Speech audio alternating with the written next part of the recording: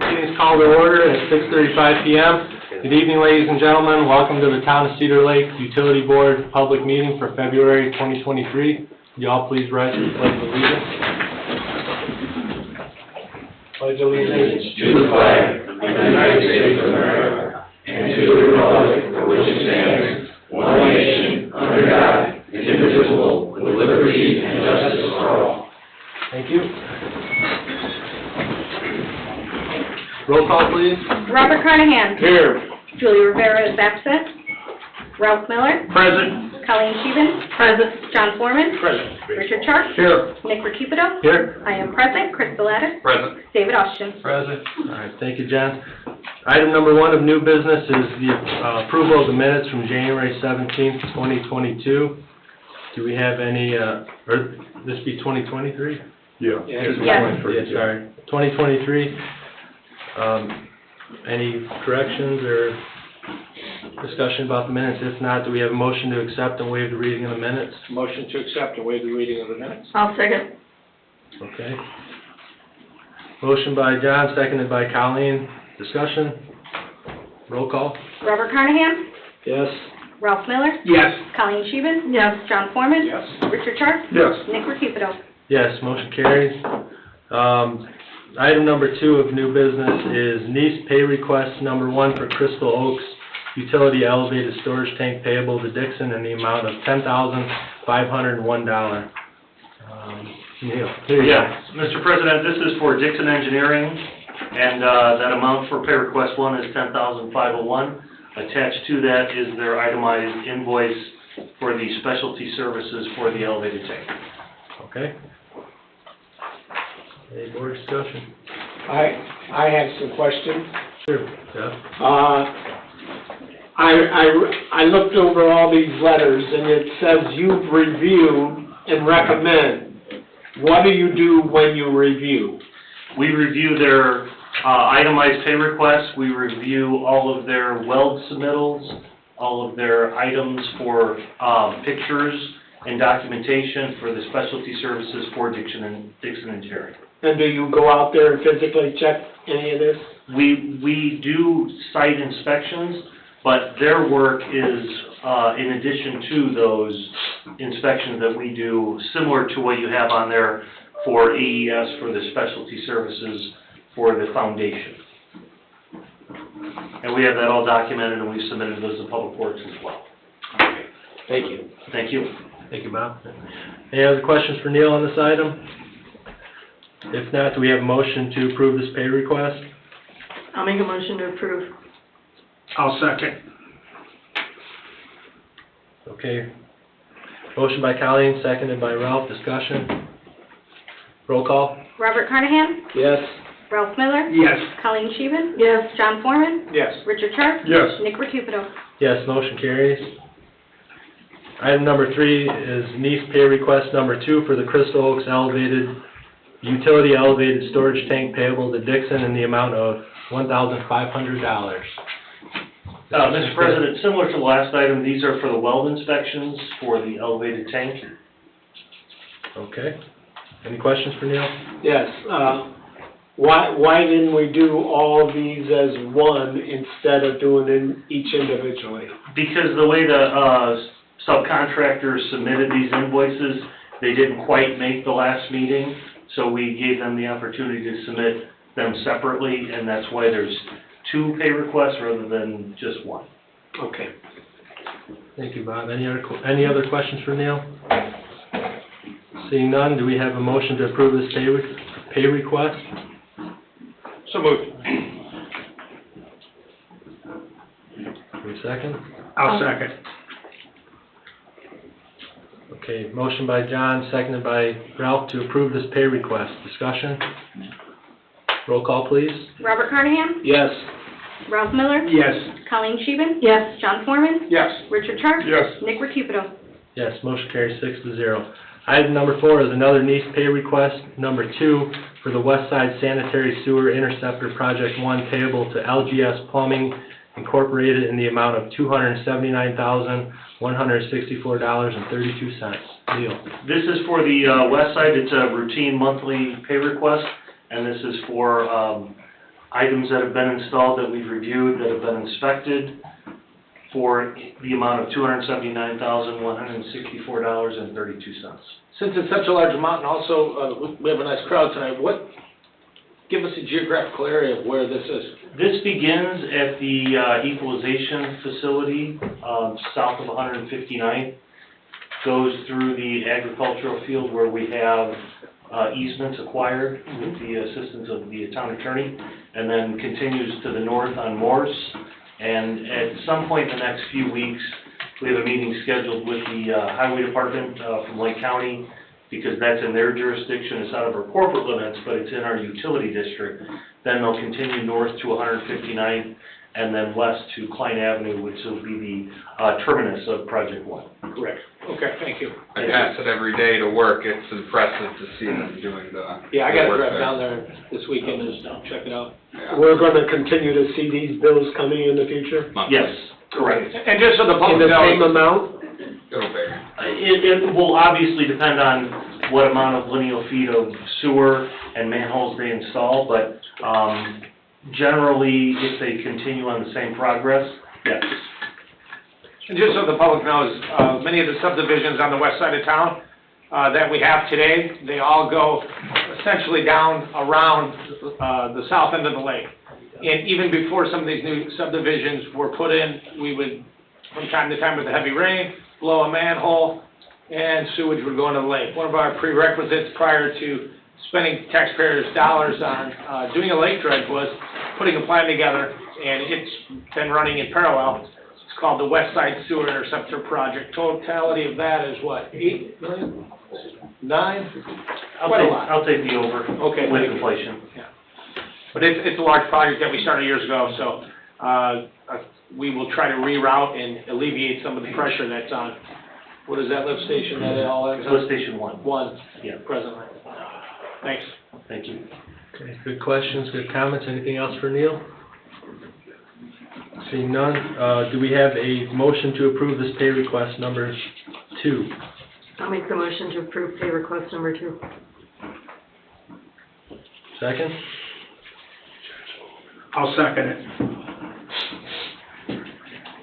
Okay, motion by Colleen, seconded by Ralph to approve pay request number 2. Discussion? Roll call? Robert Carnahan? Yes. Ralph Miller? Yes. Colleen Scheven? Yes. John Foreman? Yes. Richard Sharp? Yes. Nick Recupido? Yes, motion carries 6-0. Item number 5 is NEAS pay request number 1 for the Crystal Oaks Utility Elevated Storage Tank payable to AES in the amount of $1,764. Neil? These are the 14 and 28-day compressive tests for the concrete for AES, which is our specialty contractor for the elevated tank foundation. And that amount is $1,764, as you mentioned. All right, thank you, sir. Thank you. Any other questions for Neil? Not for Neil, but just a comment. I did drive through there over the weekend, and I see our park is back in shape just directly north of there. Correct. Public Works made that move. And I'm glad to see that, and we still are going to put trees around the thing. And will it still have the barbed wire at the top? Tim is working on an alternate fence, which not only meets the Department of Homeland Security requirements, but is more aesthetically pleasing. He is talking to several contractors, and once that is selected, similar to what we have in Havenwood, that'll be a change order within the contract to Caldwell. Additional cost, or? We don't have that yet, so if I gave you an answer, I don't know that it would necessarily be correct. All right. But Tim is working on that for sure. Okay, thank you. Thank you. Bob, any other questions, comments? Do we have a motion to approve this pay request number 1 for the Crystal Oaks Elevated Storage Tank to So AES? moved. Do we have a second? Second. Motion by Bob, seconded by Rick to approve this pay request. Discussion? Roll call? Robert Carnahan? Yes. Ralph Miller? Yes. Colleen Scheven? Yes. John Foreman? Yes. Richard Sharp? Yes. Nick Recupido? Yes. Motion carries 6-0. Item number 6, Nice pay request number 4 for the Utopia subdivision water main replacement project payable to Gatlin Plumbing and Heating Incorporated in the amount of $344,255.03. Mr. Simstad. This is a routine pay request for materials that have been secured and installed, and this is pay request number 4 for Utopia in the amount you had mentioned. Okay. How many other pay requests are we expecting on this one? We would probably expect 2 to 3 more, depending on how quick they work. They are moving quicker than our anticipated schedule, and based on our engineering inspection services agreement, we expect to be significantly below what that contract amount is due to their efficiency. Okay, good deal. Another question, the ratepayers, on the website will be covering the cost of this, or will all ratepayers on both sides of the lake? The funding mechanism, Bob, is something I don't know necessarily, but I'm sure Chris or Jen can respond to that comment. This is being funded out of the American Rescue Plan dollars that the town receives. Okay, correct. So the ratepayers aren't going to be stuck with anything? Just the taxpayers that pay to the federal government that made this distribution. We pay for everything indirectly. Yeah, but we're not gonna have to increase the rate. Okay. Any other Just questions? No, that, No? Thank you, Bob. Okay, do we have a motion to approve this pay request number 4? so moved. I'll second. Motion by Bob, seconded by Colleen to approve this pay request. Discussion on the motion. Roll call, please. Robert Carnahan? Yes. Ralph Miller? Yes. Colleen Sheehan? Yes. John Foreman? Yes. Richard Sharp? Yes. Nick Rakupido? Yes, motion carries 6-0. Moving on to item number 7, which is future water capacity needs planning discussion. Mr. Salatas? So I have an update. County Councilman Randy Niemeyer reached out to me in regards to approximately $160,000 that was approved by the county council and dedicated to the town of Cedar Lake for water infrastructure on the east side of the town. They now have a process in place on how to request that money. It makes my head hurt to reiterate it, but for the sake of a good laugh, I will go through what government has created. The county government has requested that we send them an invoice stipulating the amount we're requesting and the funding purposes for such, which they already have because it's on a spreadsheet of theirs on what money we have that they approved and what the purpose was, which I've already stated.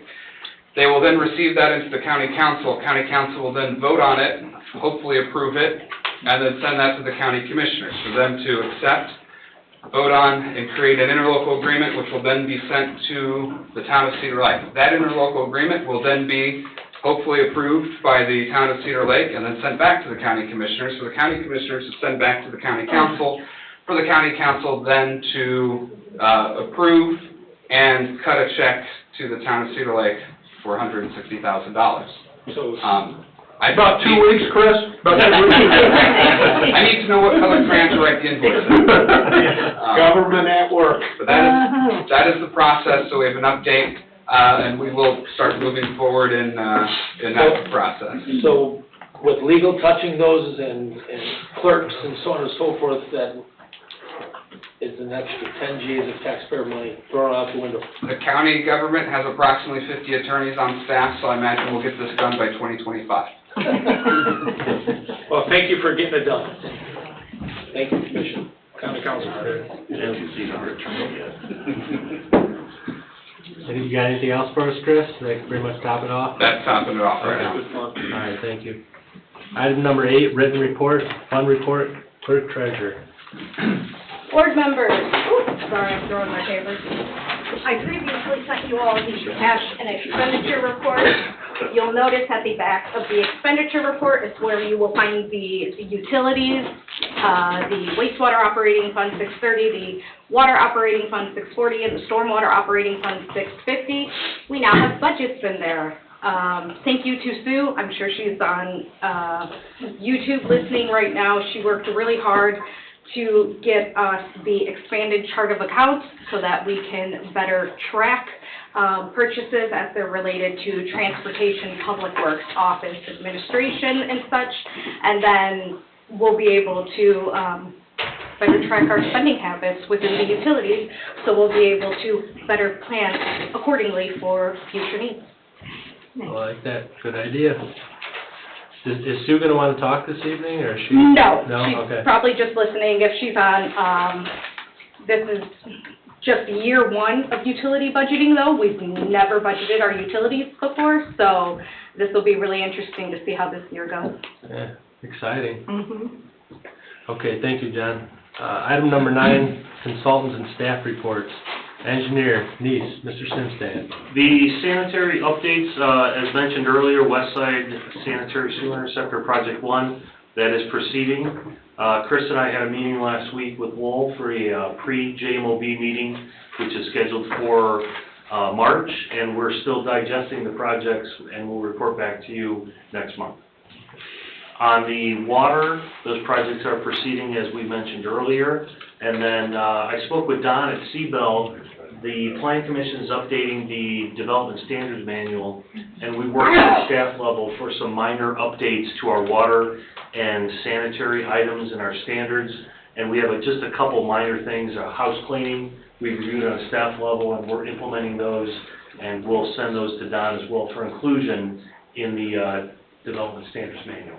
Okay, thank you, Neil. Thank you. Item number B, Director of Operations, Superintendent. Guess we've got nothing, huh? Yeah, No, Okay. I see Timothy first, Yep. yeah. okay. Mr. Austin, you have a report? No Okay. reports. All right, thank you, sir. JMOB report. Chris? Very similar to what Neil said, we had the pre-staff meeting, and that meeting is, the JMOB meeting is scheduled for March 21st, 1 PM at the Lowell Town Hall. Mark Twain. 21st, At what time, Chris? 1 PM. 1 PM? Okay, thank you. Anything else for us, Chris? That'll be it. All right. We'll move on to public comments. Anybody have any public comment out in the crowd? Any public comment? Ms. Sandberg, anything Nobody submitted? online. Okay. Well, this meeting is adjourned at 6:53. Next meeting is Tuesday, March 21st, 2023 at 6:30 PM right here.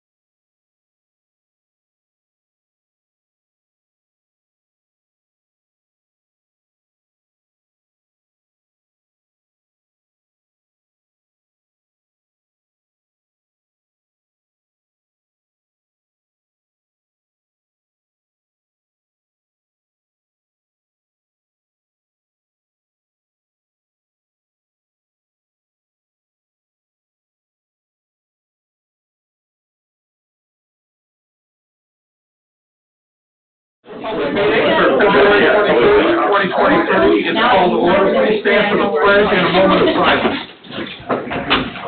I pledge allegiance to the flag of the United States of America and to the republic for which it stands, one nation, under God, indivisible, with liberty and justice for all.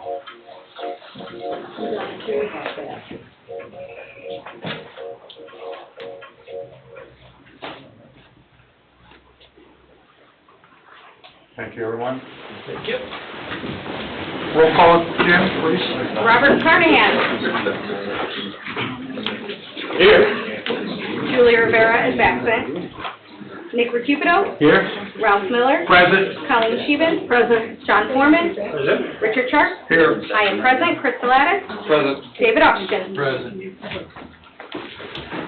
We begin tonight's meeting with an oath of office. Chief Fisher. Councilmembers, as you recall, we have been completing the process for hiring a new police officer. Sabrina Stolars was selected by the Board of Safety, which we have 3 of our members here tonight with us, Dave Villalobos, Jim Altoff, and Josh Gilbert, in December of 2022. Sabrina is a Hanover Central graduate and has been living in or around Cedar Lake most of her life. Sabrina has completed the required testing needed and has been accepted by PERF 77 Police and Firefighters Pension. With the council's permission, I would ask that that our newest officer be given the oath of office by the clerk treasurer for the Cedar Lake Police Department.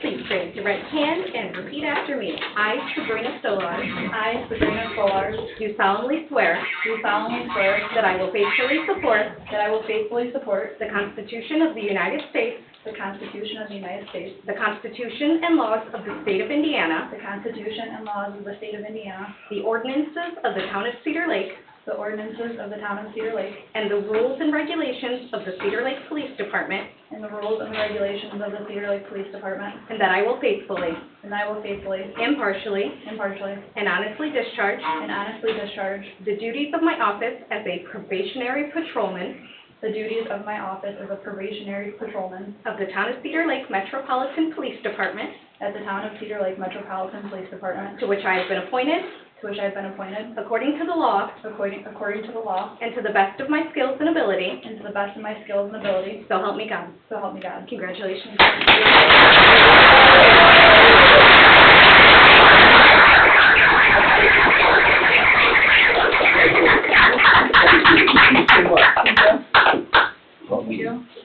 Nice job. Welcome aboard.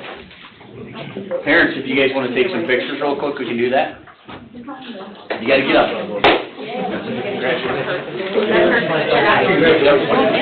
Don't forget me. I'm one. Yeah. I want to see you with the beard. Congratulations. It's a lot from her, so give us 1 second. Yeah, we'll do it after they take a picture with the family. We can do it. We're gonna. It's like we do one of these every 2 or 3 months. Congratulations. Give us 1 second, we're taking a Jay. Yeah. Probably doesn't. Guys, come on, everybody. Come on. Look at all these officers, show that we've been Now, everybody, please together. And now I feel like we need to You might have to go back a little bit. We did that. Here we go. Smile. Election year. This is why we got crowds. Get them. All right, let's try this again one more time. Got it. Yes.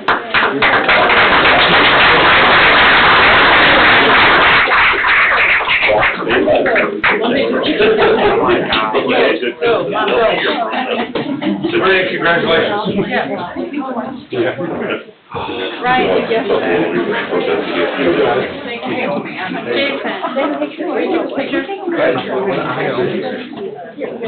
Oh, yeah. Yeah, I guess so.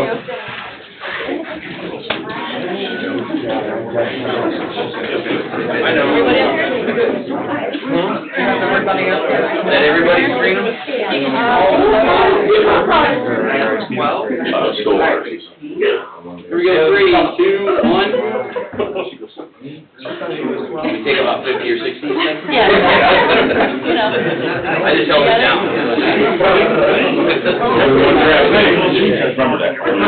Yeah. Only get drafted once. Let's walk out there and talk to them. And it's a great night to have a hammer grab being a police officer. I figured you would. We have a great basketball game going on, get ready to tip off against Munster tonight, so hopefully the boys can pull it off, right? I figured you would Might like be a it. challenge. That is good.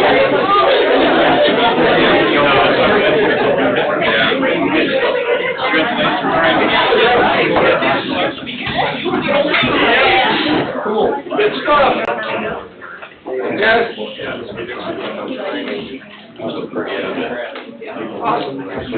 Really?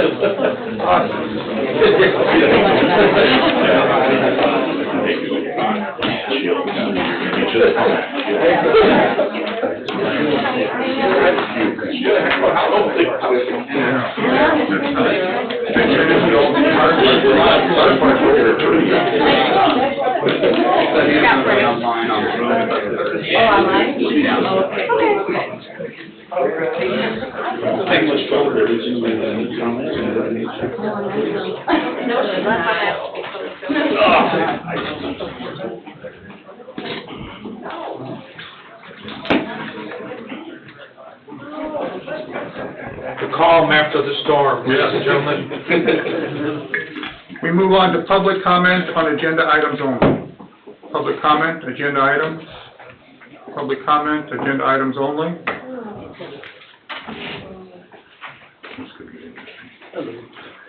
Kevin Toth, 9725 US 129th Place. I just had a question on one of the agenda items later on. You got a lease agreement for the town grounds. And I was just reading it over, and I was looking at the requirements for special events at the town grounds. And your exhibit A and B, and it says, contractor responsibilities, and it lists security if needed. And I'm just wondering, how is that determined when security is needed and when that is put into a contract? Chris, you wanna? Turn over to Dave. When the application is submitted, whatever information can be provided from the petitioner or applicant, we request, we review, and we decide from there. Is it based on like how large the event is, how many people are gonna be there, how is it determined? Because I was just wondering, I couldn't find anything that said how it was determined or. That's right, you got it exactly correct. We determine it from the application that's made and the description by the petitioner applicant of what they propose to do, what they expect to do, what they will be doing on the property. Sometimes alcohol might be play a role with the permit. Sometimes size of the crowd or size of the attendance. Just depends on, every event is different. And our special event permit application is intended to ferret out all the information needed so proper assessments can be made. Okay, thank you. Thank you, Dave. Thank you, Kevin. Any other public comment? Anybody online, Jen? No one online. Okay, thank you. Consent agenda. Number 1, minutes from February 7th, 2023. 2, claims. All town funds, $1,256,473.80. Wastewater operating, $286,795.40. Water utility, $119,455.62. Stormwater, $8,059.94. Payroll, February 16th, 2023, $247,442.60. And January remittances, $196,287.16. Item 3, manual journal entries, January 1st, 2023 to January 31st, 2023. Donation in kind of new office furniture, $2,950, anonymous donor. Dare donations, $100, Austrian Kuipers, Decidus PC, Christopher B. Burke Engineering, Sheehy Well and Pump Company, $250, Action Plumbing, American Legion, Post 261, Aaron Shirkey, State Farm, Cedar Lake Lions Club, Ileana Heating and Air Conditioning, Indiana Grocery Group, Nagy's, Nice Engineering, Old Top Homes LLC, Phil and Sons Inc., Pinecrest, St. John Paving, Stan's Towing, Sterling Machine Company Inc., Tech Credit Federal Union, $500, Diamond Peak Homes, Fraternal Order of Eagles, $550, Cubo Rentals. Thank you, everybody, for all that. That's a lot of money. Nicely done. Motion to waive the reading of the minutes and approve the consent agenda. So moved. And I would also like to thank all of those participants that have donated money towards the DARE program. I know our police department for years has done a super job with DARE and won awards throughout the years in the state of Indiana. It makes a difference, especially for young vulnerable kids. So that's good stuff. Makes a big difference, John, you're right. Motion by John, I'll second. second by Colleen. Discussion? Yes, I would like to echo what John just said, and there is 21 donators there that donated $5,600. And I would like to thank each and every one of them. And the person that donated the furniture to one of our office employees who wants to remain anonymous, the furniture looks beautiful. Awesome. Yes, it does. Thank you, Bob. That's why we love Cedar Lake. Roll call, please, Jim. Robert Carnahan? Yes. Nick Recupido? Yes. Ralph Miller? Yes. Colleen Scheeben? Yes. John Foreman? Yes. Richard Sharp? Yes. Motion carries 6-0. Ordinances and resolutions.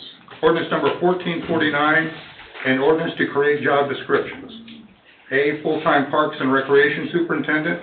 B, full-time Parks Crew Worker. John, could you read ordinance 1449 by title only, please? Be happy to.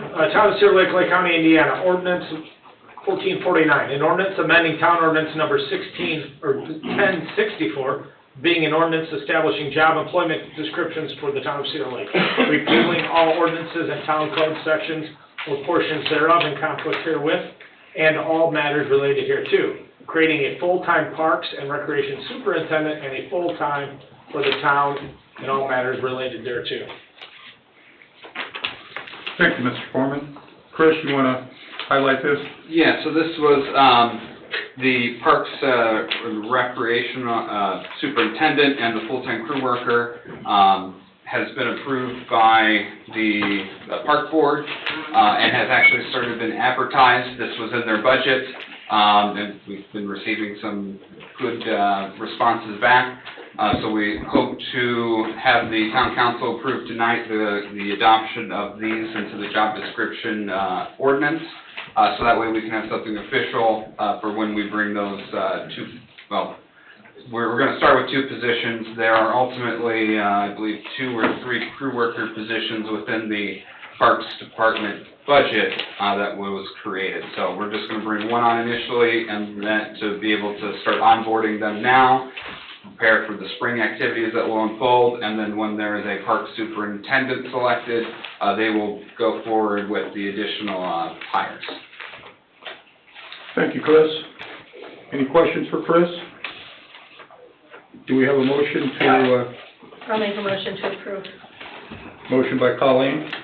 I'll second. Second by Ralph. Discussion? Roll call, please, Jim.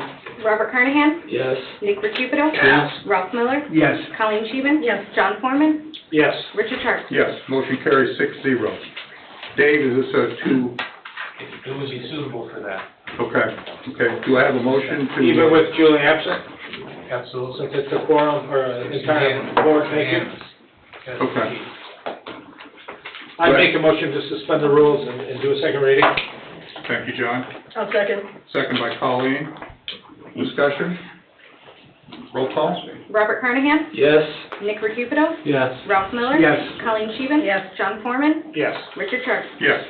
Motion carries 6-0. Ordinance number 1449. John, by title only. You bet. Town of Cedar Lake, Lake County, Indiana, ordinance number 1449, an ordinance amending town ordinance number 1064, being an ordinance establishing job employment descriptions for the town of Cedar Lake, repealing all ordinances and town code sections or portions thereof in conflict herewith and all matters related hereto, creating a full-time parks and recreation superintendent and full-time for the town and all matters related thereto. Thank you, John. Same, Chris? Same. Thank you. Do we have a motion to? I would make a motion to adopt ordinance number 1449, please. I'll second. Motion by John, second by Colleen. Discussion? Roll call? Robert Carnahan? Yes. Nick Recupido? Yes. Ralph Miller? Yes. Colleen Scheven? Yes. John Foreman? Yes. Richard Sharp? Yes. Motion carries 6-0. Ordinance number 1435, Harvest Creek rezone from ag to residential PUD, received a favorable recommendation from the Planning Commission on February 15, 2023. Let's have a reading of the ordinance first by John. Title only, please. You bet. Town of Cedar Lake, Lake County, Indiana. Ordinance number 1435. An ordinance reclassifying certain lands in the town of Cedar Lake, Lake County, Indiana for zoning purposes and amending town zoning ordinance number 1402, being an ordinance replacing zoning ordinance number 496 entitled Cedar Lake, Indiana zoning ordinance passed and adopted by the town council of the town of Cedar Lake, Indiana, and all amended passed subsequent thereto, repealing zoning ordinance number 496, all amendments thereto, and all ordinances or parts of ordinances in conflict herewith, establishing new comprehensive zoning regulations for the town of Cedar Lake and providing for the administration, enforcement, and amendment thereof in accordance with the provisions of the Indiana state statutes. Passed by the town council on the town of Cedar Lake, Lake County, Indiana, the first day of March 2022, and all amendments passed subsequent thereto. Thank you, Mr. Foreman. We have, yes, it was a long one. We have representatives here from Harvest Creek. It used to be Silver something or other, was that? Silver Meadows. Yeah, yes. I like Harvest Creek much better. Thank you. Gentlemen? Hi, I'm Mark Anderson, Anderson, 9211 Broadway, Merrillville, here with Michael Erbers of Diamond Peak. We're here with respect to this ordinance number 1435. As the agenda indicates, this was the PUD from going from agricultural to residential PUD, received a favorable recommendation by the Plan Commission on February 15th. This is a 98-lot subdivision at the northeast corner of Parish and 155th. As you may know, this property was subject to a land swap with the city, with the town, and with an adjoining property to the north. And so we've worked with legal and engineering to put together the PUD documents that you've been presented, subject to a few minor tweaks that we can take care of, and I think Attorney Austin will talk about. And then engineering has also been set up and approved, subject to a few minor tweaks, but they've also signed off on this. So we're here to answer any questions you may have with respect to this 98-lot subdivision. Very good. Thank you, gentlemen. Dave, you'd like to add something? Please. Very highly professionally handled by these gentlemen. I reported that to the Plan Commission also. You have an ordinance tonight that will be considered on one reading for adoption. It's a zone map amendment under the Indiana Code, so single reading only. My suggestion would be that any motion made include adoption of the ordinance, approval of the PUD guidelines and PUD agreement, and that signatures be withheld pending final review of staff and council. What's these, gentlemen? Yeah. We have been, we've rung it pretty hard between us. No, there was a lot to discuss in this one. This is a little bit different than some of them, and it's gone relatively well. It's become the way of PUDs in large part, and the details have been covered. Yeah. Your staff has done a tremendous job, Chris and Ashley, so everybody's worked hard on getting this right. Yeah, it's great when something like that comes together, so thank you again, gentlemen. Chris, do you have anything to add? It's been great to work Well with. said. But Okay. it's come to a, well, not close to an end, but it's on the process. It's close to an end, yeah. At least the paperwork ends, so. Paperwork, Yeah. they got a lot of building to do. Yes, yeah. Anybody have any questions for I do, Mr. President. Yes. Just for my knowledge, this is all single family, right? This whole entire That's correct, building? yes, sir. Okay. What's the, units per acre you guys have on this particular development, you know? It was, 98 units per 40 acres, so it's like just over. Just over two, then something in there, Yep. 2.2 something, yeah. Okay, all right. All right, thank you, guys. considered low-density housing for our comprehensive plan. Sounds good. And I would just say that, I thank you for swapping the property with us because that allowed us to build the dewatering facility. And this, first phase is only gonna be 30 lots, correct? Yes, sir, that's correct. Very good, thank you, Bob. Any other questions for the gentleman? No, sir. We have a motion to adopt ordinance 1435. I'd like to make a motion to adopt ordinance 1435. In addition to making that motion to adopt, I'd like to read in the record that they follow the PUD guidelines, the PUD agreement that we have, and withhold signatures until the town's completion and satisfied with the set above. Thank you, John. Second? I'll second it. Second by Ralph. Discussion? Roll call, Jen? Robert Carnahan? Yes. Nick Recupido? Yes. Ralph Miller? Yes. Colleen Scheven? Yes. John Foreman? Yes. Richard Sharp? Yes. Motion carries 6-0. Single reading. Ordinance number 1435 is adopted. There you go. Thank you. Congratulations, guys. Yeah, thank you. Good luck. Yeah. Hope interest rates, Continue to tick help us down, all. hopefully. Yeah. Yeah. BZA Plan Commission. Conversion of a performance letter of credit to a maintenance letter of credit for Centennial Estates subdivision in the amount of $107,235.11. Chris, you wanna? This letter of credit we held at, or is provided by Centier Bank for the mentioned project. This has been voted on by the Plan Commission and reviewed and approved by our town engineer. Thank you. Everything in order, Dave? Yes. Thank you. This is in good shape. Okay, thank you. We've heard from Chris and Dave on the conversion to maintenance letter of credit. Do we have a motion to approve? I'll make a motion to approve. Motion by Colleen, I'll second. second by Nick. Discussion? Roll call, Jen? Robert Carnahan? Yes. Nick Recupido? Yes. Ralph Miller? Yes. Colleen Scheven? Yes. John Foreman? Yes. Richard Sharp? Yes, motion carries 6-0. Number 2, variance of use approval and acceptance of the use commitment for BZA petition 2022-52, Kendra Crack for Reach and Rage at 12841 Wicker. Favorable recommendation from the BZA, February 9, 2023, to allow the petitioner to operate a B3 use in an existing building located in a B2 zoning district, with business operating plan to include a retail store, a total of 3 rage rooms, a room for glass throwing only, 1 stage for open mic nights, a snack shop, and an arcade room for an additional use of 2 private studios for an art studio and a music studio to be located upstairs and not accessible to the public. Yes, you may. So, our attorney is running late. I think he was gonna be online. He's Gonna be on Zoom. Nathan, Just move it to the end. Attorney Fitz mentioned he will be on Zoom at approximately 7:30, so 5 minutes. 5 minutes. So we'd like to defer this for... Can we just I've got some questions that, or I'd like her to, Let's wait for legal. Yeah, we'll let the legal come. okay, I just wanted the hours of operation that was mentioned before so that we're aware of that and just move it to the, Okay, okay. Come back. Yeah, we'll defer, so your attorney will be here to, Okay. okay? We'll move to the next new business. Police Department reimbursement agreement with Sabrina Storlitz. Mr. President, that is a form that you guys signed after swearing in. Okay. Thank you, Chief. Do we have a motion to approve? So moved. Second. Motion by Bob, second by John. Discussion? Roll call? Robert Carnahan? Yes. Nick Recupero? Yes. Ralph Miller? Yes. Colleen Scheven? Yes. John Foreman? Yes. Richard Sharp? Yes. Motion carries 6-0.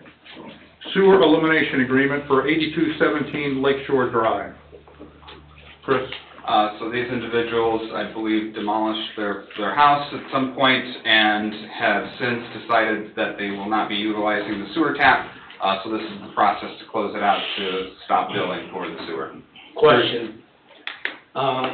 Are they aware that if they build on it, that they'll have to pay a system development fee?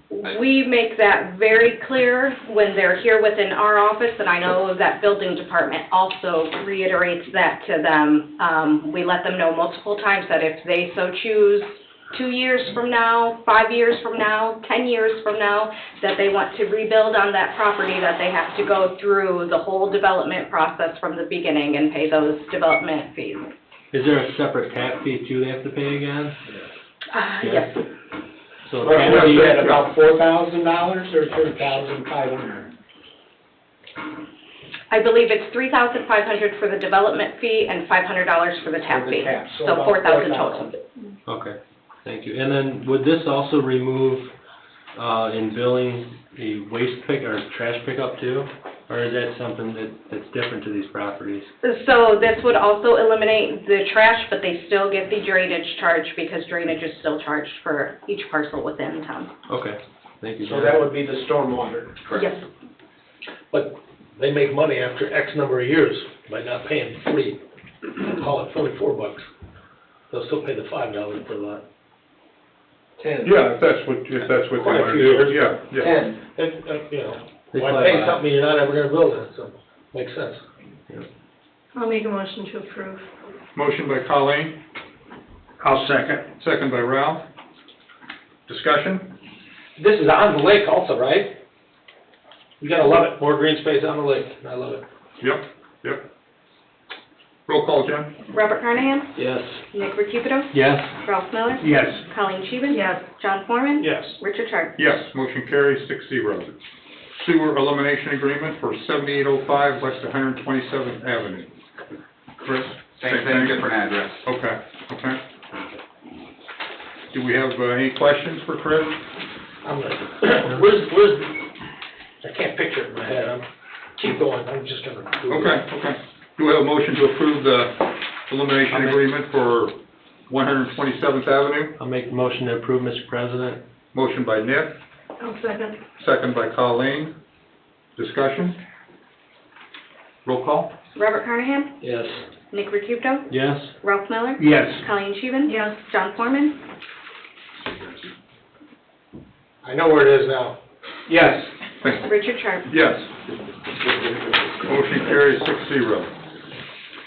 2023 Farmers Market Agreement. Chris, you want to? Yes, this is the farmer's market coordinator agreement that the town has. There are a few updates, not including just the general date and time updates, or the times have stayed the same, but there is a rain date provision within this now as well, because last year there were several rain days where the contractors seeked approval for having a date to fall back on. So we're just trying to formalize that into this agreement, so that way we don't have to make a special occasion every time.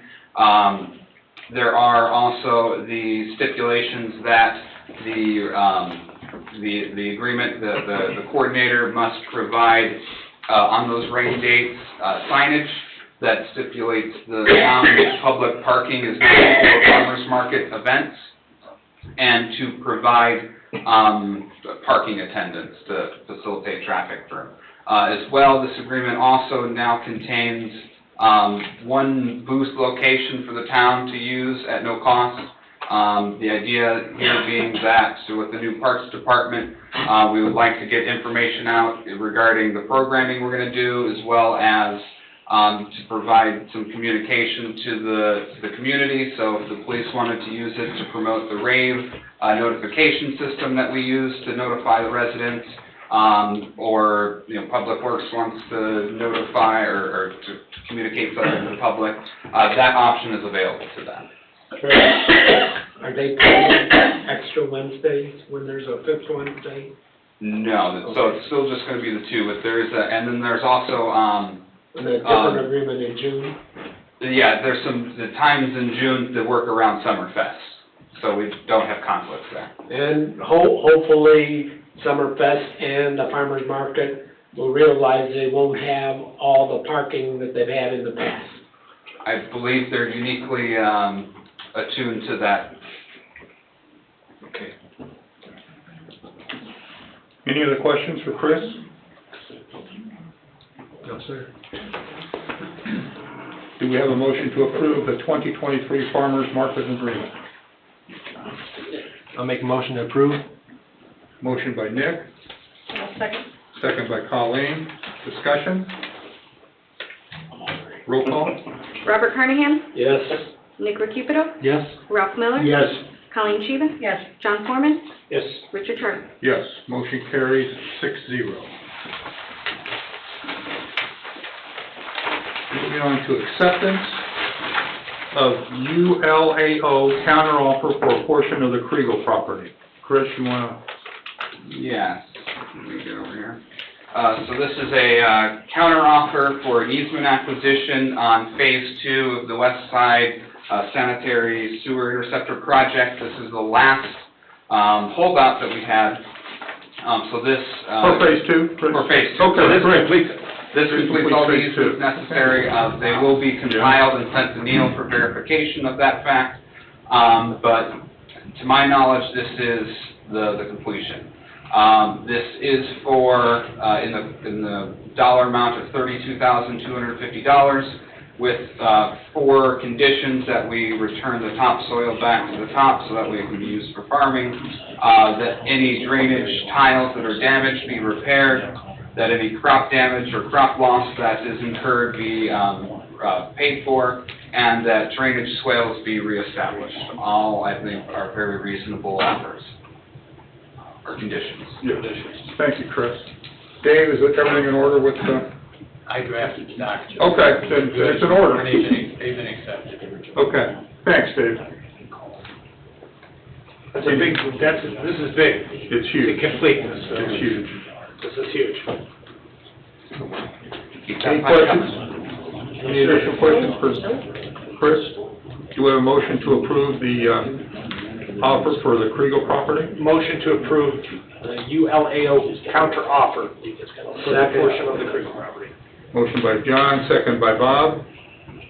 Discussion? Roll call. Robert Carnahan? Yes. Nick Recupido? Yes. Ralph Miller? Yes. Colleen Sheehan? Yes. John Foreman? Yes. Richard Turk? Yes, motion carries 6-0. Only took a couple of years, I think, right, David? It did. What's important about this, though, is that Neil and his firm are already working on Phase 3 routing, Right? and so these projects are going to segue right on top of each other, progressing like dominoes. Perfect. So our internal synchronization and planning has worked. Continue the forward momentum. Yes, absolutely. Minimize, lift station 1 is gonna be huge. Yeah, It's going to be huge. yes. The run across the street from Pumpkin Patch. Number 6, consider approving a $5,000 donation to Rebuilding Together. First, you wanna? So Rebuilding Together is a group that the town is part of, and has been for some time. I'm not sure exactly the duration. They annually rotate among the member communities of that organization and repair homes that meet certain criteria, of which we will be, when they have their application form finalized for this year, we will be putting on our website and sharing, so that way we can try and get those that qualify, the help that they can get. So I'm asking for a $5,000 donation from our promotion line item for this group. Last year, Maryville donated $25,000 to the organization for the work that was being done in Maryville. I don't think we're quite the same size as Maryville, but I think this is an appropriate size donation. Seems to be a fair number. Is that the entire promotion budget? No, it is not. And there again, they do Maryville, Crown Point, Lowell, and Cedar Lake. Those are the 4 communities. Yes. Used to be called Christmas in September. because they do the repairs in September. Yeah. Perfect. Thanks, Chris. Any other questions for Chris? And Jen, there's room in the, budget? Thank you. Motion. We have previously discussed. Yes, thank you, Jennifer.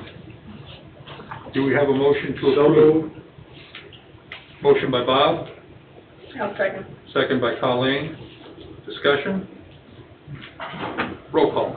Robert Carnahan? Yes. Nick Recupido? Yes. Ralph Miller? Yes. Colleen Sheehan? Yes. John Foreman? Yes. Richard Sharp? Yes, motion carries 6-0. Appointment of elected officials to the Shared Ethics Committee. This is the position that Randy held, and since he's with county now, the ethics are a little questionable, but never mind. Definitely the process is The process, yes. So the town does have two designees, or two appointments to that board or organization. One of them are a citizen member only, the other designee is an elected official only. So the gentleman by the name of BK, or by the initials BK, is the citizen representative.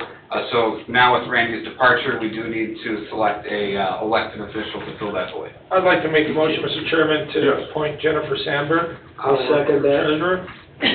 Motion by John, second by Bob? Bob. Are there any other nominees? No, seeing none? Do we have a motion to, we already had a motion. Yeah, we have a motion, a second on the table. Okay. Can I do roll? Roll call? Robert Carnahan? Yes.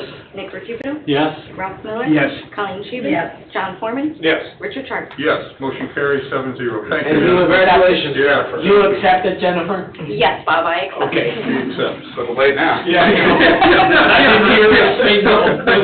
She was nominated. Yeah. Well, I was waiting to do my roll call, proper procedure. Yes, okay, follow procedure. Item 8, approval to purchase salt from Cherville. Chris, you wanna? Yeah, this was, Tim Kubiak brought this up to me. We do have a contract with a separate company to purchase salt at a higher price than Cherville has a contract for. I believe Cherville has an excess or pledge to purchase more than they've been able to use, given the winter that we've had so far, knock on wood. Yes. So in lieu of purchasing salt at a higher price, we would like to purchase directly from Cherville at their costs, and load up the salt barn by the end of the year, so that way we're ready for next And winter. this will stay till next year, Correct. because we're not using it anymore. We're not gonna need it tomorrow. We're not going to need it I'm tomorrow. not saying I that, hope we don't get. but we've got more than enough. So did you undercut them nice and big, I hope? Since there are attorneys in the room. I had the same discussion elsewhere. What kind of a price? We want a deal. At cost, right? Again, unfortunately, I don't have that number because Tim was working on that, but it's at their cost. At cost, Bob. Which is the state contract. They went through the state purchasing, and unfortunately, they just pledged to purchase more than they've been able to. Tim mentioned what. And how much of it are we gonna purchase off of them? Approximately 400 tons is what Tim was, or up to authorization of 400 tons. Ideally, at the end of the season. I heard 400, Chris, so that must be it, yeah. Yeah, Same stuff we're using now, correct, yeah? And it's cheaper than what we're paying now. correct. Yes. Good deal then, right? Can't beat it. Yeah. Well, maybe not. What if it's way cheaper next year when we really need it? Oh, John. We want to be prepared at the beginning of the season. You wanna gamble on that, too? I don't think it's been getting cheaper. Yeah. Thank you. Thanks, Chris. Any other questions? Do you have a motion to approve the purchase? I'll make a motion to approve the purchase. Motion by Colleen. I'll second. Second by Ralph. Discussion? Roll call. Robert Carnahan? Yes. Nick Recupido? Yes? Ralph Miller? Yes. Colleen Sheehan? Yes. John Foreman? Yes. Richard Sharp? Yes. Motion carries 6-0. The average price of rock salt is $56 per ton. Okay. So now, we can go back to the BZA item. Okay. We'll go back to the, See online? Jen, is Yes, Nathan with Nathan, us? Okay. Okay, you can come up and we can start all over again, if you don't mind. Just your name and address, please. Tender Crocs, 530 East South Street, Crown Point, Indiana, 46302. Thank you. Nathan, you there? I am here, can you hear me? Yes. Very good. Did you want to go? All right, well, thanks. Do you want me to go ahead? Yes, please. All right, thank you, Mr. President. I appreciate the town council moving my clients a bit around this evening. As your council knows, sometimes you have to be in two spots in the same point at a certain time of the evening, and that's this evening. My clients are requesting of the town council this evening to approve the favorable recommendation that was received from the BZA a couple of weeks ago. What my clients are looking to do is to establish a new business here in Cedar Lake. Any one of the proposed uses that they are looking to utilize on this premises by itself would be okay, would not have to come before the BZA or before the town council for approval. Those three proposed uses that they're looking to do at this premise, the business, is both one, to operate an entertainment venue.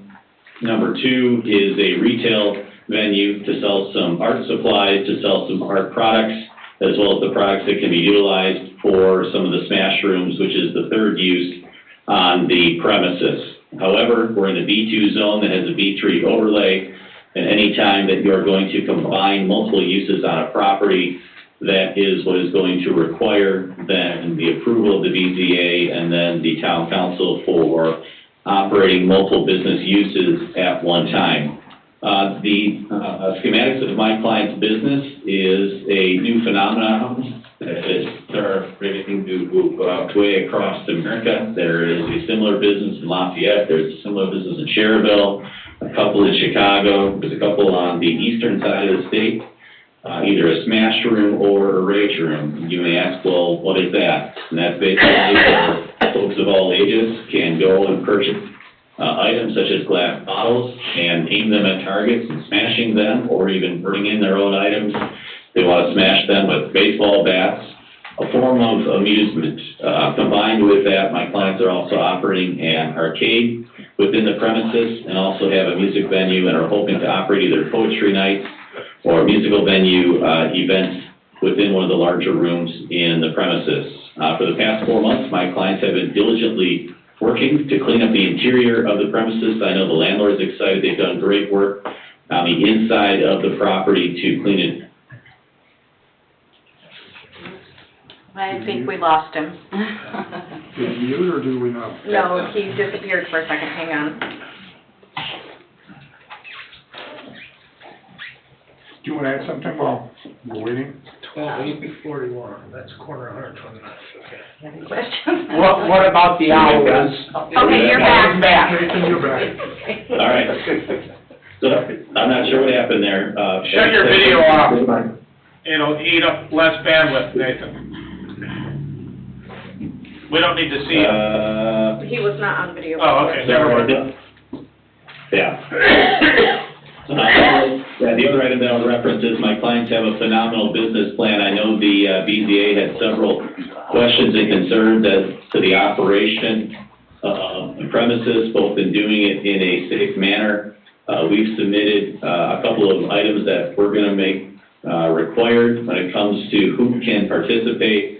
We propose that those that are beneath the age of 14 would have to be accompanied by a parent. 15 and 16, a parent would have to physically come in to sign a waiver form, and those older than that have the freedom to engage in activities that are there without a parent present. I would note that any of the smash rooms are always being monitored by video, as well as my clients have obligated themselves to having an employee present to be monitoring those areas as well. And as Mr. Austin can attest to, there's a couple other requirements such as parking, ensuring that there's not a nuisance to adjacent neighbors' property, and my clients have willingly submitted to the requirements of the town to make sure that they are good neighbors. So I'm excited to have them in town. I think it's a great opportunity for a new, unique business. We've diligently worked with insurance agents, with talking to other municipalities that have similar businesses, and from all the municipalities that we've spoken with, as well as law enforcement officials in those areas, there has been no hiccup or concern raised that we are aware of that should in any way inhibit the town council, in my opinion, from approving the favorable recommendation made by the BZA 2 weeks ago. Thank you, Nathan. It looks like it's very well vetted by our BZA also, so thank you very much. All right, now, if I could, you have some different hours, and I want them to be aware of that, and the BZA also asked you to come back in 6 months. Correct. So I want everybody to, you want to give them the hours? The hours are Wednesday, Thursday, and Friday from 4 to 10, and Saturday and Sunday from 2 to 10. Okay, okay. Clean up Monday and Tuesday, huh?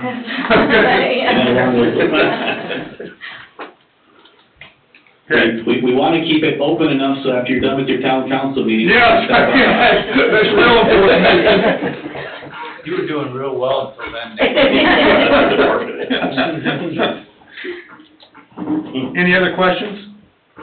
No, I'm just glad to see this come along. Back in my younger days when I was on the BZA, you guys started this last year, and I'm glad to see you guys worked everything out and got a use commitment here, and I'm wishing you guys all the best of luck on this. Thank you so If you much. get the approval tonight, so. And the BZA members, said that they researched and checked all these other locations out, and they saw no problem. And now I'm seeing it advertised on TV for the Chicagoland area. There's supposedly a news broadcast, I think it's at 9 o'clock actually tonight, I don't know what channel it is, Oh, is that A right? friend of mine told me, but she didn't know what channel it was either, I'm sorry. Either 9 or have 32. something Yeah, I read 9, Yeah. I think WGN, I'm pretty sure, so. Yeah, Okay. they had it on in the morning also. Hopefully they say good things. Yeah. Mr. President, Yes, so the record's really clear. Yes. First of all, it was vetted intensely from October to the present. There's good documentation of that vetting and that review by the BZA very good. and recognition of that by the petitioner and their attorney. Yeah. You will have before you in your packet the certification, favorable recommendation certification of the BZA with conditions. Nathan mentioned those conditions, but the body of that document is what was agreed upon and certified by our BZA when they finished this process last week. Additionally, attached to the certification and part of any approval that you would consider is a use commitment. The use commitment is a zoning tool under the Indiana Code that permits a recordation of stipulations and agreements in the land use being approved. That's what this document does. And my suggestion for a favorable action, if that's your disposition and your thought process tonight, following your BZA, is that a motion be made to approve based upon the certification and all conditions contained therein, as well as reliant upon and contingent upon the use commitment, authorizing signatures after final review of all the documents. Very good. Thank you, Dave. I know it's a mouthful, I apologize. We got somebody taking shorthand over here, so I think he'll be all right. So this is what happens when Chip and Joanne Gaines show people them demolishing homes, huh? I'm looking up this WGN article on rage rooms, and I don't understand it, but I wish you the best. It's all the rage. It's all the rage, yeah. Do we have a motion? Mr. President, I'll make a motion to approve this use for, let's see, I have a different agenda than you guys have, but for the... As applied for? Okay, as applied for, there you go, Dave, sorry. As applied for with the conditions, or it's actually based upon the certification of all the conditions, contingent on use commitment, and authorizing signatures upon final review of documents. You got them all. Yep. And do we need to put in there for it to be reviewed by the BZA in 6 months? That was part of the record, Bob. All right. I'll second. Motion by Nick, second by Colleen. Discussion? Roll call, Jen? Robert Carnahan? Yes. Nick Recupero? Yes. Ralph Miller? Yes. Colleen Scheven? Yes. John Foreman? Yes. Richard Hart? Yes, motion carries 6-0. Good luck. Thank you, congratulations and good luck. Thank you. Yeah, good luck, guys. That was exciting. Now, you're gonna be open till 10, right? Correct. 10, okay. And it says a modern phenomenon of overstressed adults, the perfect opportunity to release their pent-up anger. Originating in Dallas, Texas, go figure. Yeah, Texas. yeah. I can relate to that. Well, we hope to see you all there. Good luck, Jim. Yeah, thank you. Come in and Thank stir you. stuff up for you. I agree, right? Thank you very much. Hey, Rich, you can sell your bottles. Well, your Just stuff- make more money. Yeah, I'm thinking more about the appliances from Mason's. There you go. They're breaking. Move to reports, town council, any reports, Bob? Cedar Lake Chamber of Commerce on Thursday, March 29th, at Harry O's Restaurant, we'll have, the CEO of the South Shore Convention and Visitors Authority, Dave Uran, as a keynote speaker. It will start as a dinner at 6 o'clock at night, $24. How much again, I'm sorry? How much? $24. $24? 6 o'clock on the 29th of March. Right. Okay, thank you. Anything else, Bob? No. Any other town council? One other thing. Oh, yes. The food pantry's open tomorrow, so anybody in the community that needs food from 101st Avenue, all of South Lake County, we're open to serve everybody there, and, Super. we had, 38 last week, 9 brand new ones, the week before 38, 21 brand new ones, that have never been there before. Fantastic. Good. 9 to 11:30 It's tomorrow. good that you're doing what you're doing, but that's not good that, well, we should get to people, it's not Well, good. people are losing jobs and Yeah. stuff now, so. Thank you, Bob. Yeah. Any other town council reports? Mr. President, I guess it's a topic of discussion I have from residents in Summer Winds. I don't know if you want me to handle this now, or you want to wait till a comment at the end. It's not a report, it's actually a discussion item, and like I said, a quick question. Okay, go ahead. Yeah, okay. So I've been contacted by residents of Summer Winds. Chris, you know, we've talked about these things before. There's a letter circulating around their subdivision, I think from a builder or maybe the developer, about changing the performance letter of credit to a maintenance letter of credit. Now, I haven't seen anything for that residential, but I've had people call me with concerns about that and questions. We going anywhere with that, or? That's the first I've heard of this. Okay. Hey, Nick, so the way it works is, it's a performance letter of credit until they have 80%. I understand that, but they're not 80%. Right, And that's so they why I will question never it. they would never probably come to the board, the planning commission, to ask for a change until they're essentially there.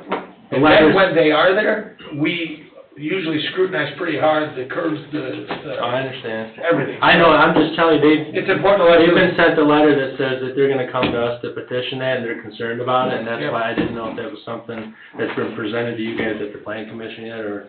No. we haven't heard about it. Okay, I'll let them know. What they have is, Thanks for letting us know, so we're all aware of that. Yeah, no problem, Bob. well, you can let them know that in the past, if there's ever been issues, we've drawn on performance and/or maintenance letter of credits to make sure that we give the taxpayers what they Yeah, expect Yeah. to live in. The subdivision, Monastery Woods, where Kevin lives, we have to do the same thing. And it wasn't an expensive endeavor, but we had to do it. had to do it. All right. Yeah. Good deal, that's all I've got, Mr. President. Okay, Thanks. thank you, Nick. Mhm. We also pulled on Lynn's Way. Absolutely, we did. Town attorney, any report, Nick? No report. Clerk treasurer? Council members, just as I previously reported in utility board, we now have the utility budgets in place. So we'll have some good data at the end of this year to see how, we run our utilities and We how need we to track can that shore up monthly and stuff see, yeah, and see how it's working, how yeah. we can proceed into Is future. this the zero-based phenomenon? Not 100% zero-based, but Nothing's a ever step towards 100% that direction. Yeah, We've never yeah. budgeted our utilities before, so this So will it almost definitely is be, zero-based, because we're, yeah. it'll be Okay. interesting to see how we do and how we Yeah. keep Yeah. the departments in line. Yeah. And there again, we weren't required to do this. This is No. something that we decided we wanted to do. Yep, this is something you all decided that you wanted to undertake, so we got to work on it. Thank you, Jen. Town manager, Chris, you, Other than what's been reported on so far, we're working with NERC to utilize what's the newly defined safety Okay, I for our grant understand. that we Yeah. so. very good. Director of Operations is AWOL, so no report. Police Department? Council, you got our monthly activity report. You'll see a pretty big spike in average daily calls from last month. We actually checked our spillman to ensure that it wasn't some kind of mess up, and it's not. We're averaging just over 45 calls a day now. But you'll also notice that traffic has drastically increased. Our department switched over to 12-hour shifts starting January 1st, and the department as a whole is very excited about it. So we stopped a little over 900 cars last month. Wow. 90% of them were out just warnings for whatever traffic violations they were doing. So we had a total of 184 tickets and 754 warnings, or maybe just a little under 90%. We had a total of 27 arrests with 44 charges last month, 32 misdemeanors and 11 felonies, with 1 warrant. So that's our activity for the month of January. As I said, they're pretty excited about it. The only other thing is next month, in the first meeting of this month, if you could try to attend, we're going to have the Northwest Indiana Kids with Cancer here to present them a check for our beard growing contest that I didn't win. Yeah, so it's going to be close to about $4,000 that we're going to present to them, but That's great. we got a nice little pretty check, and I've actually invited some of the kids that are currently battling it right now to see if they want to come down to the station. So it's going to be a good thing. That's fantastic. Great work, Chief. Great work. Thank you. Question. Answer. You've got an officer that's going to leave, and you're gonna have to have emergency to hire a new officer? Yeah, so we went in front of the Board of Safety. We had an officer resign out of the blue, pretty much walking away from law enforcement. He was made aware of the contract issues, and so he will be owing the town some money. But yeah, I went to the Board of Safety because we're not expecting this whatsoever. So we're advertising for 2 weeks. We've left our applications open because Brandon Holzhauer, we just hired him in September. Oh, Yeah, so, yeah, he just said he got he owns his own business, and he said he just makes better money doing that. So we put it, the Board of Safety approved us to open applications, although they've been open. We're pushing out hard for emergency hire, and hopefully have them in front of you in the next couple of weeks. okay. Him or her.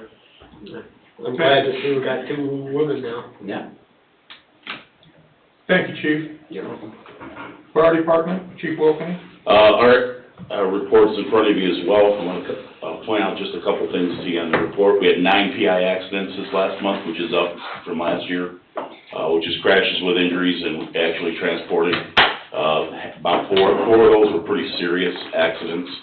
Obviously on the 41 corridors is becoming more and more a nightmare to deal with at times during certain points of time.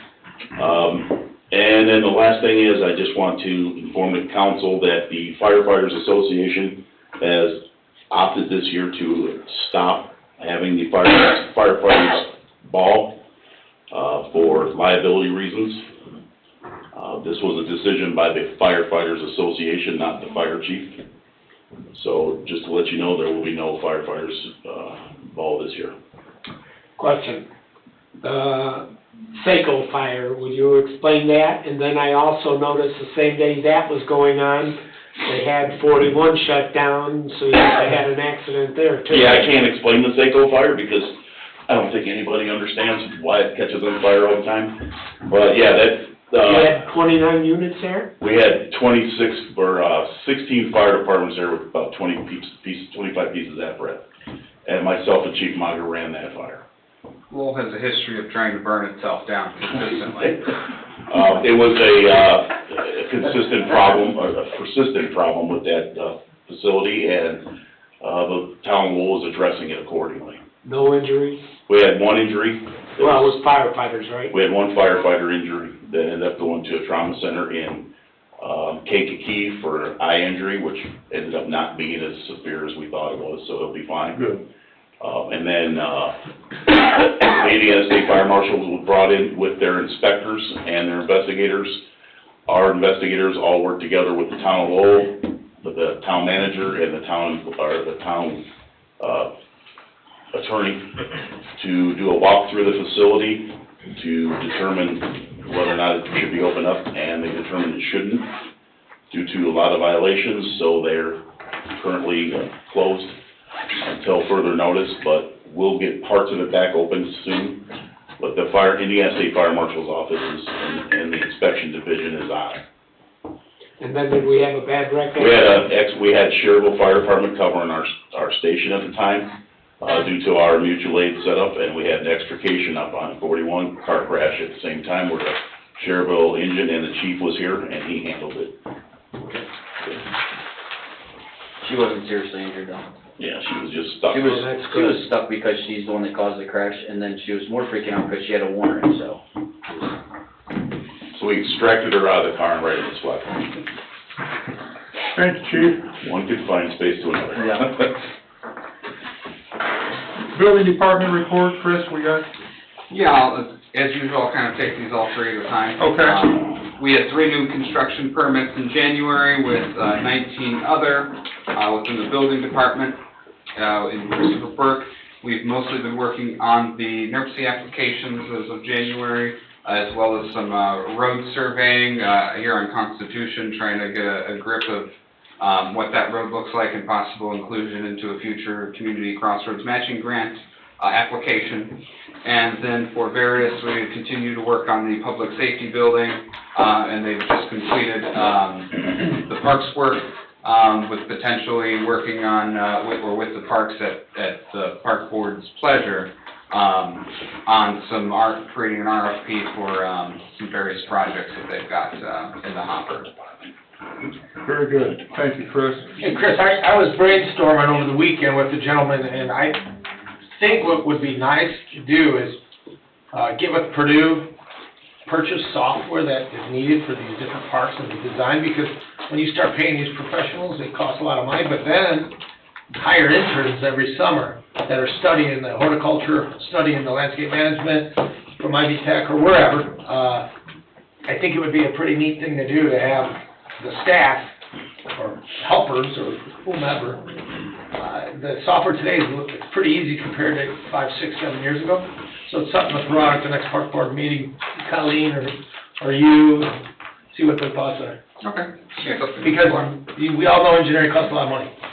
And when you're talking about flowers and rocks, it doesn't need to. Let's try to save some money. Idea. Thank you, gentlemen. Public comment, any public comment? Public comment? Good evening. Good evening. Mary Jo Dixon, 8711 West 132nd Place. I'm glad Chris brought up the Summerfest. I am going to need a layout of what is being taken away for our state permit. We've submitted to them a permit, for parking, et cetera.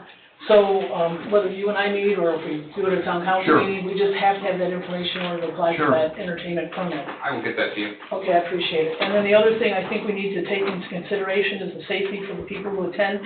The traffic out there now is already crazy, and I'm just, if we have a plan of what we're gonna do to, deal with the traffic, and then maybe when the work site becomes, when it's developed, can they stay within that work site during that time? You know what I mean? So like, how far out are they gonna have to go for the work site? May have to go outside. Actually, we talked to them during the Summerfest time. I don't think they're gonna be doing anything. They're just gonna block it off until the Summerfest is over. Okay, but as far as like, let's say, and I'm just, let's say this is the fire department, police department, and this is their work site. Mm-hmm. Can they possibly move that stuff into this area, because, the building won't be done by July 4th. And we're just trying to condense it, not only for parking, but more importantly, safety. I want less square footage to have to worry about what kids might be getting into, or adults, or Hey, people, Chris, perhaps they or a car will drive drive through all it. equipment down Yeah. to the pump house lot. I think they talked about, stopping construction for that week, Okay, So maybe we can. staying have a- completely out of your guys' Right. way, so. yeah, but I mean, you understand the concern. I mean, Absolutely, truly, the yeah. safety of, because there's not a lot of lighting up there, and I just don't want to be, Oh, none of There us will want be to in be the future, there'll be a lot of responsible. lighting. Pardon me? There will be in the future, there'll be a lot Well, of but lighting. as of that construction site, there won't be. It'll be nice. Well, we'll probably have to have the street department put some lighting up there because of all the construction going on, so. Okay. Construction companies may have it. All right, and then you'll get that to me, you said? Yeah. Okay, I appreciate it. Thank you very much for your Thank you, time. ma'am. Thank you. Thank you. Public comment? What she just mentioned about all the activity that's going on with the public safety buildings. Yes. She mentioned about all the traffic and everything. You were talking about Constitution Avenue being redone eventually. And with all the subdivisions going We on. need your name and address, Oh, I'm sorry. Cheryl Parker, 7227 West, 136th Court. Okay. So my concern is, now you've got Morse Street as a two-lane road. You're gonna have a four-bay fire department, you're gonna have a police department up here, you have, functions going on in the town. How, has the town addressed, what you're gonna do for Morse Street? Because eventually you'll have to probably have like a third lane or something. Do we collect impact fees from developers? Just kind of wondered how that's gonna work. A lot of questions there. Cheryl, we- Good ideas. Cheryl, those are good questions. We do have some plans in the works, such as buying easements along Morris. Okay. Some of that easement is gonna go towards a $3.5 million sidewalk grant that we're responsible for essentially 20% of. Is that part of what It's was the- noted in here? The sidewalk plan? This is going all the way from the fire department all the way to these Oh, town it's separate grounds. from what was mentioned? This is Yeah, separate, okay. but we will be buying easements and Okay. acquiring easements, that's why that dollar amount is so large. So there will be improvements to Morris. And We that do was not at have a plan to Southwest make it 3 lanes, How far south would you say? all the way from the fire station to the town grounds here. Okay, That's our first bite at the elephant. okay, By doing so, we will be able to improve the road as much as possible. Mhm. We have plans to alleviate some of the east-west traffic on 141st in the future, Mhm. down at the bottom of the hill beyond the well Yeah, that I we know just where recently that is, purchased yeah, by the lighthouse. yeah. We also have some land there that could be utilized for additional parking, moving equipment, et cetera. We all know that the road that you live on and some of these other roads still haven't been properly redone. You mean the lanes? from The lanes, 1920? Yeah, the family has lived Yeah. over here since 1920. And every one of these old subdivisions like yours Mhm. are on our list. And so in order to properly build a road, you have to dig down, in some cases, 5-6 feet, like we ran into with Parrish Avenue. When we They've hit never been rebuilt, Peat Moss. they've just been paved. No, over. we have I think that's what John's saying. So up by MacArthur now, we've rebuilt that, that was $4+ million. Mhm. South Shore subdivision, that was also a lot of money, 3.8 or something million. Mhm. So what we're trying to do is attack these and do them right. We're not, Okay. and So once slow but again, sure, we're that's what gonna I'm get asking, you know, you've got all this development, I mean, the website's already got a big boom, but now you're Right. talking about, I was listening to all the meetings, there. I, watched YouTube, and it seems like this is gonna explode too. We think, there's talk, but we don't have anything official, to be honest, Mhm. but there is. Other than a concept plan. As Just, far as the east side here with yeah, South Shore. Lakeside showed us something, but we've South never Shore, voted on it. Schilling, I know. We don't know anything about South Shore, they've never come to the plan commission with anything. They just took the trees down, So far. They did, yeah. that they did did. a nice job of that, Yeah. It's as ugly as it can get, right? It's awful. yeah, It's, okay. Well, that's. And there's discussions going on, Yeah, Cheryl, that's, about I the- mean, it's been a Yeah. problem already, when we try to get out in the summer to go north on Morse Street. I know. You know, it's like you're looking at your We watch, may be about half an hour outgrowing- later, can we get out? when we get finished with the eco restoration project, Mhm. the 114 acres, the intent is to create park space. And So we you probably would will remove have similar to what function? St. John has eventually. So like the. Small fire- events could happen here, but we have outgrown this fireworks property. and stuff would be moved down to south then? Most likely. Yeah, but what Who about- knows what the future could bring. Yeah, possibly. Okay, but once again, it's a park area and people do gather over here, they wanna be by the lake. They do want to be by the lake, you're so, you're right. Yeah, so why would you wanna go down? Well, I'm just saying, possible Okay, softball, soccer, oh, okay. that type of event. Yeah. Okay, but as far as events by the lake, you would still be able to hold them here, Absolutely, but even with the buildings with- going up. as the future goes, so may go that space there if we don't acquire more land to grow it, right? And so, Then I guess you gotta. We're already- fire we're already them. crunched. Yeah.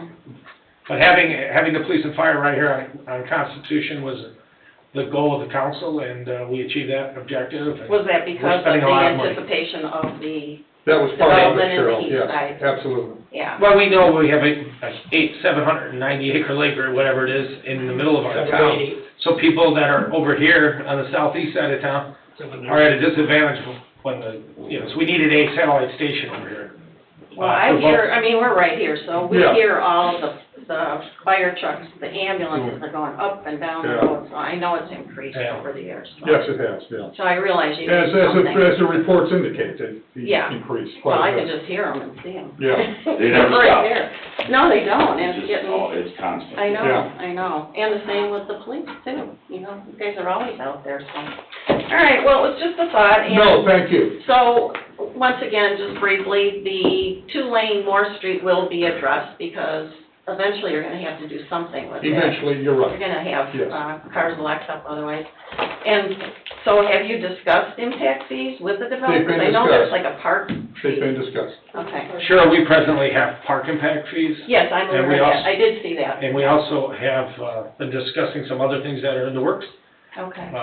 but there Trying to are anticipate what's gonna be happening down the road. our wastewater, our sewer, we're already charging fees when a new developer comes in, or if you and I want to build a new house, we also have to Well, I pay that fee. did go over the developer, requirements and stuff, but I didn't see anything about impact fees for roads, and naturally, if you There's bring. nothing in state law, there's some towns Okay. doing it, and we've Yeah. discussed it, but so Yeah. far, we've taken no action on it. And part of our plan when we put a turn lane in on 133rd on the west side, our future plans is to have a turn lane all the way through down to Tasty Top Okay. eventually. I see that. I guess what I'm trying to say is, how do you, address it so that the town isn't taking, it Like brunt of it. doesn't have to pay for all of this when the developers are No, bringing. that's right. And you want development, but, how are you gonna balance that so that your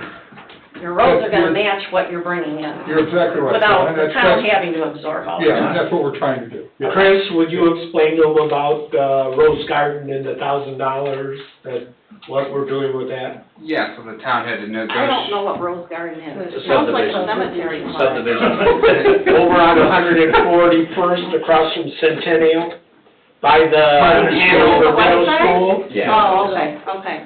Yes. So in that PUD, the town had negotiated $1,000 additional per permit, for capital infrastructure throughout the town to be utilized as the town saw fit. And that's some of the money that the town council has used recently to help, supplement our community crossroads matching grant. When the state increased the gas tax, they created a new grant program that the town now utilizes. And that will be helping fund our match to the state for some of our projects that we have going on, that will be starting this year. Okay. And that's really the idea behind the impact The whole fees, thing, is too, exactly. is that the developer, there's a formula that you use, a calculation based on what they're putting in, and that goes to the town to decide what they want to do with Yes, capital I just do improvement. want to dispel a misconception, because I worked for a community, the only community north of the donut counties in Indianapolis that has a road impact fee, because they're not very prevalent. Yeah. Less than 24 communities in the state have road impact fees, so they're not I utilized know much. Fishers is one of them, I think Carmel. I'm sure they are, Also yeah. Westville, Yeah. the donut counties generally, and St. John. It is not used for maintenance, it only is used for expansion, so I just want to make sure that that's, understood by everyone when they're considering these. They're not for previous deficiencies within the community, they're for deficiencies that would be caused by development. Which would be, like I'm talking about with the two-lane road that would cause. Potentially, that is an engineering aspect that would need to be analyzed before a road impact fee is created. They give essentially like a scorecard or a grade that you would receive in school, A, B, C, D, E, F, or not E, but F. And then that is the starting base of their analysis moving forward. Okay, all right. I just kind of wanted to bring that up just to see what was going on. Thank you. Thank you. Public comments? Yes. Barb Orgy, 10290 West 138th Place. Last time I was here, I talked about the Smart 911. Yes. And I wanted to say, hey, thanks for starting to use it. Again, looking at unofficial Cedar Lake Facebook pages, there's probably been a few things that have gone on since that time that I think could have been put out there, but weren't. But I think my other point was made where a few days after that meeting, there was a Boyle advisory for what started out with one subdivision. And my point last time was that there seemed to be a reluctance to share that type of information with the whole town. And what happened with that was that what was supposed to be one subdivision ended up potentially affecting half the town. So, I am at least grateful that people are doing work on it. I also took the opportunity to encourage everybody that posts on the Facebook to sign up for it. Thank you for doing that, I know you did that. So on and so forth. I'm taking every opportunity to do that. Very good. Appreciate it. And I appreciate, I mean, this is 21st century technology and we need to know. So please communicate, you can't over-communicate. No, it's hard to over-communicate, you're correct. And so, having said that, the other thing I wanted to bring up is something that isn't so much an issue for me personally because I don't live on 151st or something. I don't usually go down that far south, but it seems like a lot of people have issues and have problems with US 41. Now, I asked the police chief about crashes there. I heard the fire chief mention the crashes down there. And there's a lot of comment on Facebook about how unsafe it is. So while I think I realize that it's US 41, I've contacted NDOT, they're like, oh yeah, we know about it, we're going to do something in 3 years, maybe we'll start some conversation with people. So, we have to wait for 3 years. In the meantime, you're putting up another subdivision down that way. So, and everybody's talking about how everything's getting bigger. And bigger in Cedar Lake, and that's not my fault because I don't issue housing permits. So those people who don't like it, oh well. So, I guess my question is, so even though it's US 41, if there's a crash there, who responds? Lake County. These guys. In Lake County, right, Chief? Lake County and our fire department. Well, but they do. Why do you go there? Because we get called. Because you get called. And it's part of our township, right? No. No, it's actually Lake Dales. Well, the point is that I know... 2 blocks out of our township, we do mutual aid with our And it- neighboring towns, and we do respond. Right, and I understand it, but you're talking about people getting injured, people, probably some of them dying, people getting scraped up off the sidewalk.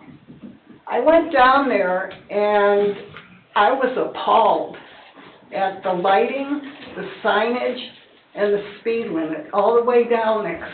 Now, this is right next to our community. So my question is, I mean, I'm just a person. I contacted NDOT, and that's what, hey, 3 years, you know, live with it. I contact state representatives, they say, hey, we get a lot of emails, so, oh well. I'm just a citizen here. I'm just a resident of Cedar Lake. But I was wondering if there's any of you who are elected officials that are supposed to represent us that have any insight into what, if anything, we can do to do some mitigation down there, like with, who do we talk to about that? Typically, our Anybody county, care about our that? county council, responsible for that area that's outside of our jurisdiction, and/or the county commissioners. Who specifically? If What I, it's within the US 41 right-of-way, that would be a State state senator.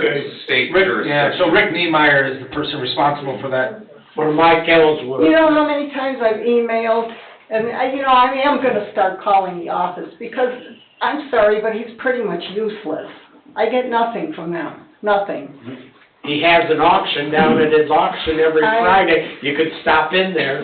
An auction, no, I'm sorry, I don't Yeah, want anything. But that's where you are, no, I understand what you're saying, I'm but, asking, isn't there something? but we're frustrated too. We would like to be able to do something, but Bob's asked several times about just getting stoplights, and they won't do that. Well, I don't think a stoplight. Well, that's just an example, but, That's down the pike, and they're talking about that. What I'm talking about is something that really doesn't cost a lot of money, which is changing speed limit signs and putting some signage. Because even when I'm going down 41, and if I wasn't familiar with where 141st is, I wouldn't know. There's no street sign there. There's no lighting, and you go farther down, there's no light, there's no street sign on 151st, 157th, nothing. So if I'm going down that street and I don't know where I'm supposed to turn off, I'm gonna cause an accident. Hey, Chris, No. Mr. Chairman?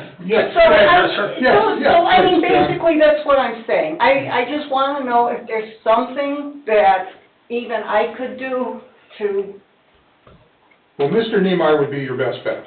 I would start with him. Well, may I? Yes, go ahead, John. So, ma'am, Yeah. here's what I would like to ask our town manager. Chris, if you would be so kind as to send, on behalf of our citizens of the town, send Rick Niemeyer, correspondence regarding, this makes some logical sense, right? If there's a street sign missing from a county road, off of a state highway, like a US 41, whose jurisdiction is it? How do we give her some answers? But more importantly, how do we make it safer? how do we make it safe? I don't disagree with you, 119th Avenue I feel and bad 41 should have a stoplight, or down a there. street light. Well, Very dark. And we've had It tragedies took years ago. it took us almost 10 years to get our speed in town changed on 41. Why? Because we had to deal with NDOT and that. They control it. We eventually got it changed from 55 miles an hour to when you enter town, it's 45, and then it drops to 35. Right. It's way too, and if the speed limit down there is 60, they're going Yeah. 70. Easy, yeah. Easy. And you know that, and you know that. And stop giving people warnings and start giving them tickets. And do yourself another favor, start pushing for speed cameras or speed lights, and then you get all the income you wanted to do all kinds of things. State law doesn't permit it. No, I It's know. unconstitutional in Indiana, I believe. Yes, but rules are meant to be changed. I know that it is. By all I know means, that get it ahold is. of them, I agree with you. Thank you for your Thank you. time, I Thank you. appreciate it. Thank you, ma'am. Public comment? Very good concerns, man. Good evening, my name is Jeff Beal, 10240 West 134th Avenue. I live in that Summer Winds, and we recently moved in there this past August, and with the HOA, and we did get a letter. There was a letter circulating around, but it didn't go to everybody.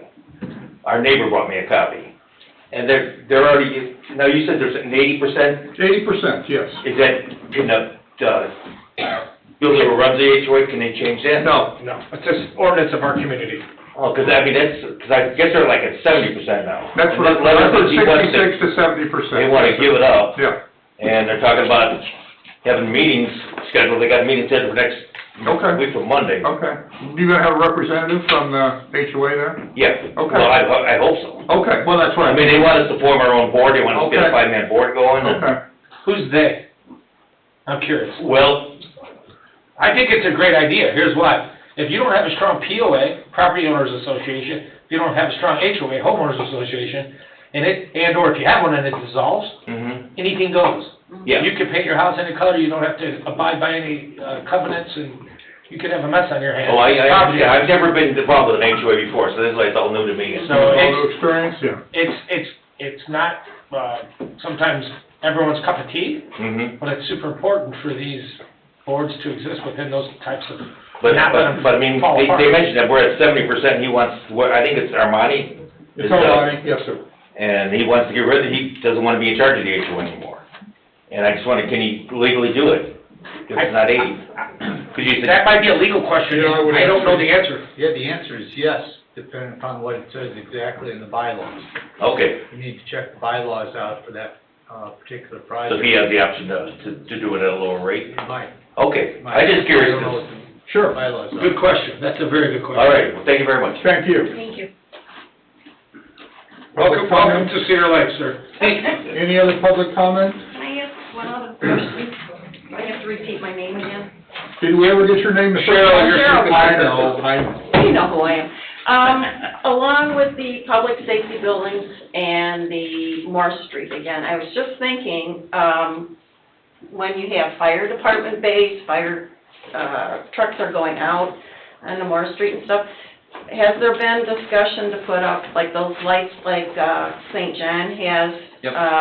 Yes. With the blinky thing when it's going and you stop? Yes. Okay, I'm Yep, happy. okay, thank you again. That's all we had to do is put some blinky lights over there. Public comments? Something I thought. Say no more public comments, this meeting, adjourned. Next meeting,